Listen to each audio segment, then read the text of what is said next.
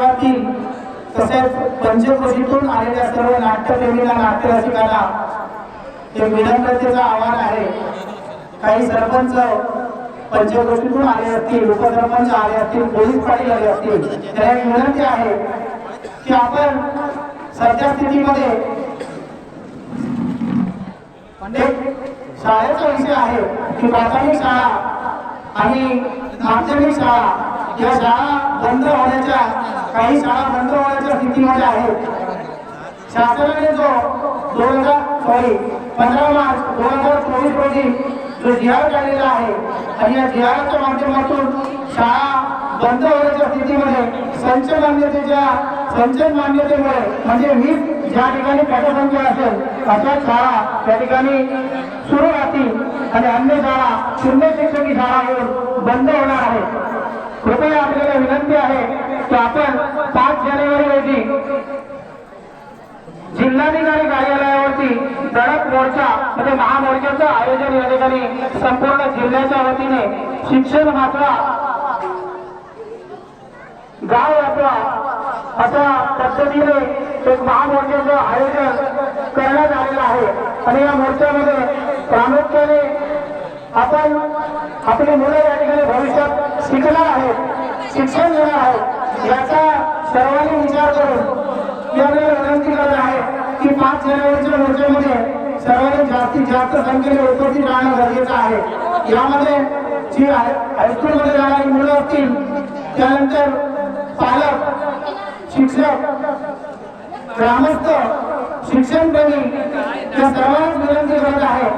आमच्या गावाच्या वतीने आणि आमच्या 3 गावांच्या वतीने आम्ही नियोजन केलेलं आहे।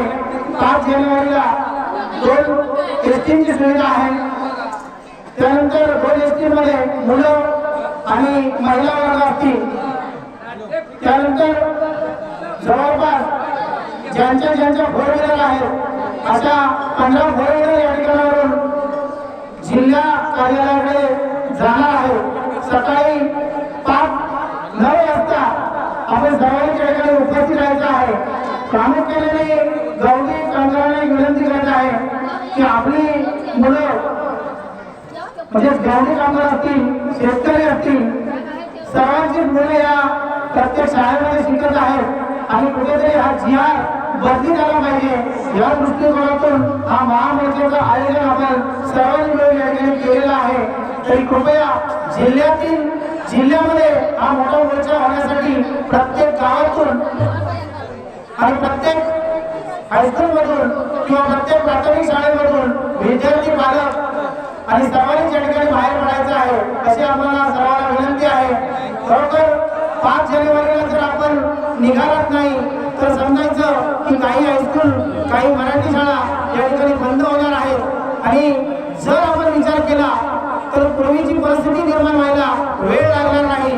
शिक्षणापासून मुलं तर शिकणारच नाही पण मुली सुद्धा शिक्षणापासून वंचित राहतील या दृष्टिकोनातून आपण सर्वांनी 5 जानेवारीचं पुन्हा एकदा मी आपल्याला विनंती करत आहे।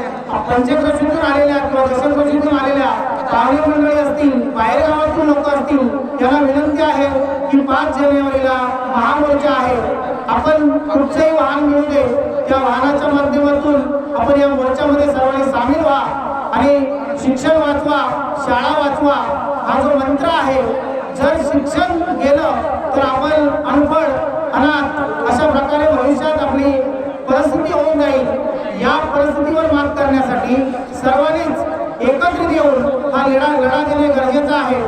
आलेगावातून जर मला वाटतंय महिला वर्ग साधारणतः 200च्या पटीत बाहेर पडतील आणि पुरुष मंडळी सुद्धा, म्हणजे जवळपास घरं बंद करून आपण सर्वांनी आपलं शिक्षण आणि शाळा वाचवण्यासाठी जायचं आहे अशी आपल्या सर्वांना विनंती या निमित्ताने आम्ही गाववासियांकडून, आरेवासियांकडून आम्ही करत आहोत।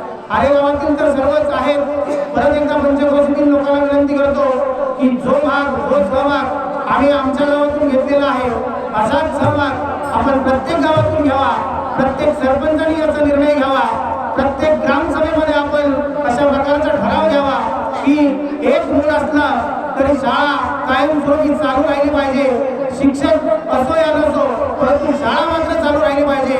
म्हणून शून्य शिक्षकी शाळा समजण्यापेक्षा जर शून्य मूळ झालं तर शाळा बंद करा, अशा प्रकारचं आव्हान आपण या महाराष्ट्राच्या मुख्यमंत्र्यांकडे आपण करणार आहोत आणि शिक्षण मंत्र्यांकडे आपण करणार आहोत। याची सर्व ग्रामस्थांनी नोंद घ्यायची आहे।